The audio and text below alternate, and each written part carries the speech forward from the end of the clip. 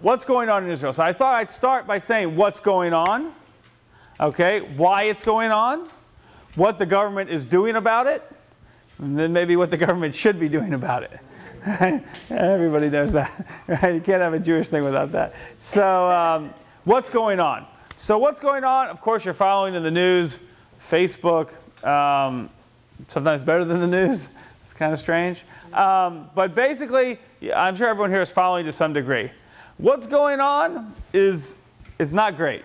It's not great, putting it mildly. It's a situation that's very different than past situations. Not that you ever get used to anything, but you know, in the past we were dealing with terrorists, people who were trained to inflict terror, people who had gone through, you know, some kind of training camp or some kind of indoctrination, and now they were.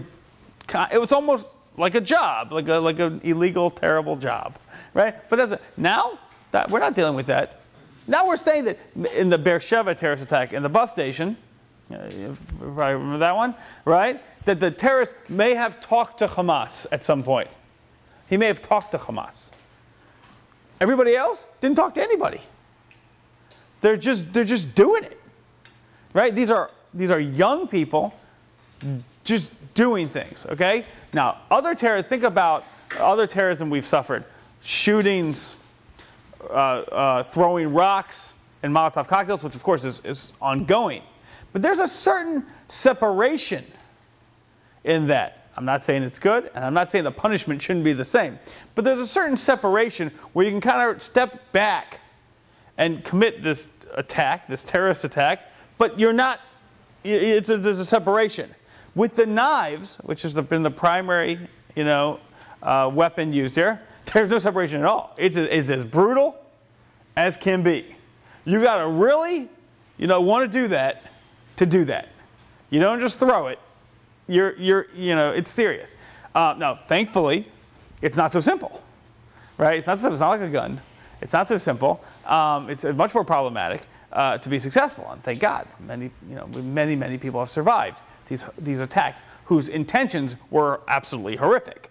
But that's a different level than we're used to in the past, where just random people seemingly are deciding, sometimes only minutes before they act, to act.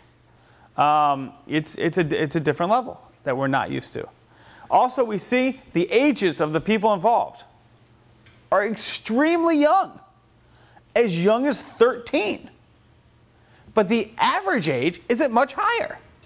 We got 15-year-olds, we got 17-year-olds, 18-year-olds. Once you're over 20, you're kind of on the older spectrum over here, right? This is extreme. It's quite extreme at how young the terrorists we're dealing with are. Okay? And we'll talk about why that is. But they're very young. They're very young, right? Another thing is, historically, when you see terrorist attacks, especially in Jerusalem, often the perpetrators are coming from other places. They're coming from, you know, out in places like Shechem or in Hebron or in Jenin, and they're brought in to commit the terrorist attack. This is historically the way a lot of things worked.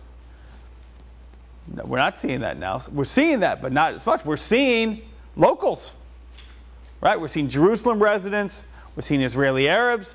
We're seeing people that live right next to their victims, right? It almost reminds of Hebron, 1929, right, where the Arabs were their neighbors. They weren't people that came in from somewhere else. They were their neighbors, right?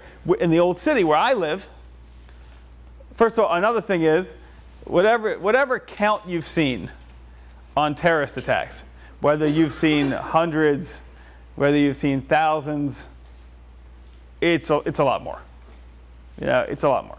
It just is. Someone who lives in the old city, the attacks are ongoing, daily, sometimes hourly. And as someone who follows the news, I clearly see that that's not being reported. Right? That's clearly not. I could name for you 50 events that I know about that were relatively serious that nobody knows about. From this, on Rosh Hashanah, for example, all of my medical equipment from the Heritage House was used.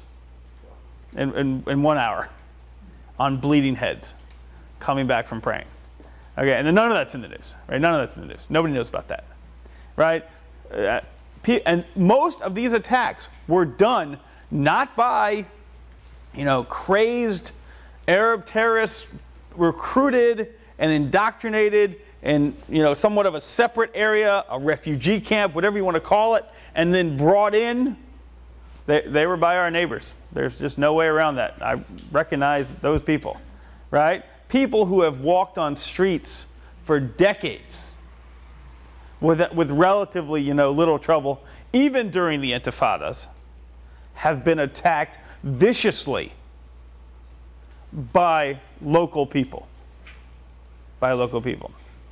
It's not nice at all. There's nothing positive in that, I'm sorry to say. It's bad. It's bad. People, children have been attacked, old people have been attacked, everything in the middle.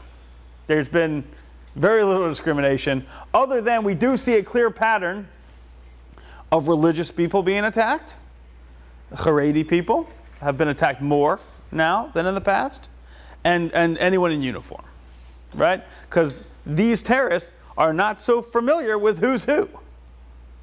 So when they associate Jews as the ultra-Orthodox and the soldiers, right? Because they can see that, right? And they're acting very quickly. So there's not a lot of research going in over here. It's all happening very quickly. So these are some of the differences that we're seeing right now, and we're seeing it happen all the time, right? Historically, and if you remember, a lot of times terrorism came in the morning. That was like a thing. If you could survive the morning, with the buses and this, that, and the other.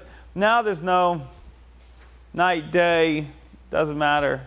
Shabbos, not Shabbos. There's no obvious pattern of any kind.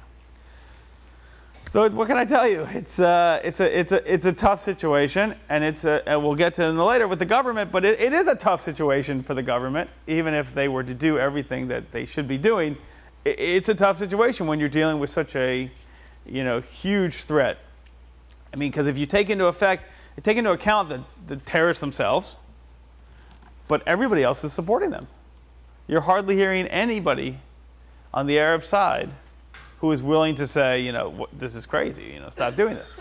What are you doing? You're stabbing random people who have nothing to do with anything. You're not seeing that. You're not seeing that. It's really all over the place.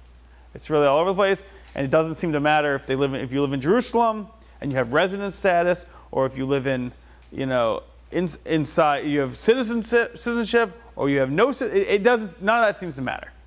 None of that seems to matter, and it doesn't matter what kind of Jew you are. Meaning, I'll give you an example, and this is one of the whys. Okay, I'll get to the whys now. Why is this happening? Why is this happening? Why has this broken out the way it is now? The answer is clearly the Temple Mount. Not to say that everything was great before and we were all best friends. And obviously there's some pretty, we have a conflict and there's some pretty serious feelings on all sides. But the current situation is clearly a result of the Temple Mount. Okay, there's no way around that. Okay, it's because of the Temple Mount. How did it start? The way it started is that it is true, as the Arabs claim, and you won't hear this from too many pro-Israel, but whatever. That's just the way I am. So I'm going to tell you, it is true. You don't have to be such a mathematician to realize that more Jews are going on the Temple Mount. That is a fact, right? More Jews are going on the Temple Mount, okay, and they are religious. And they are openly religious, okay?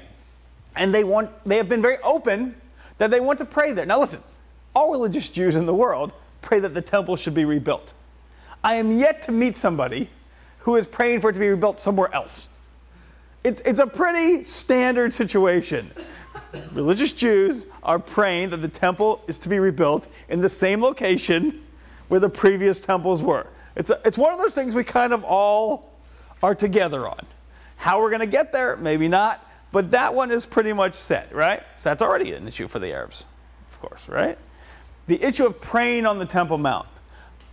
Currently, as you might be aware, The rule is that Jews are not allowed to pray on the Temple Mount. That is an actual rule, right? Muslims are allowed to pray, and Jews are not. So, has anyone here been on the Temple Mount? Yeah. So they watch your lips, right? Right? Right? You are, you know, there's surveillance, right, on your mouth, right? Because they will watch your mouth because they know the Jews praying, they move their lips, right? So, yes.